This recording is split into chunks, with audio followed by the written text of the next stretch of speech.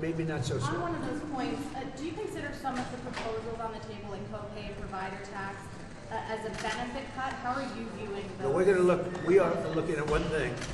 We're not doing any cutting of anything meaningful. The only thing we're cutting is waste, fraud, and abuse. With Medicaid, waste, fraud, and abuse. There's tremendous waste, fraud, and abuse. There's incompetent things put in. We have illegal aliens that are multiple killers with multiple murder records getting Medicaid. I don't think anybody minds if we cut that. The Democrats, on the other hand, are going to destroy it because they're going to leave these people on. We're cutting three things: waste, fraud, and abuse. We're not changing Medicaid, and we're not changing Medicare, and we're not changing Social Security.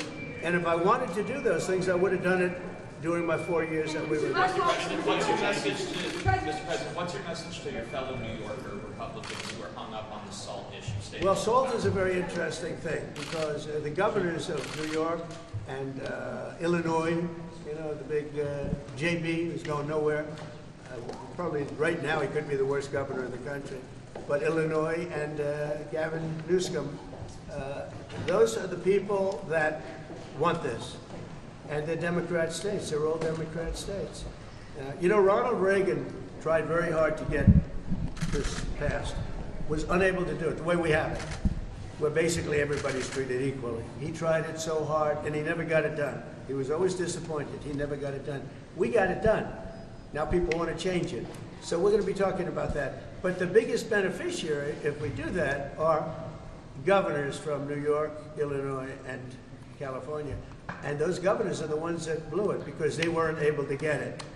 So I think we're going to be explaining that. These are all very blue states that I don't really believe. If we had honest elections, I don't actually believe. I think I would have won California. I would have won New York.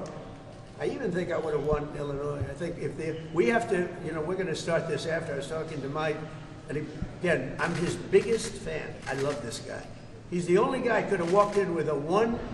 Think of it. You can't be a guy like me and have a one majority. You have to be a guy like him, a nice person. He's very religious. He prays. He's a man of God. And so am I, but he's really to a new level, I will tell you.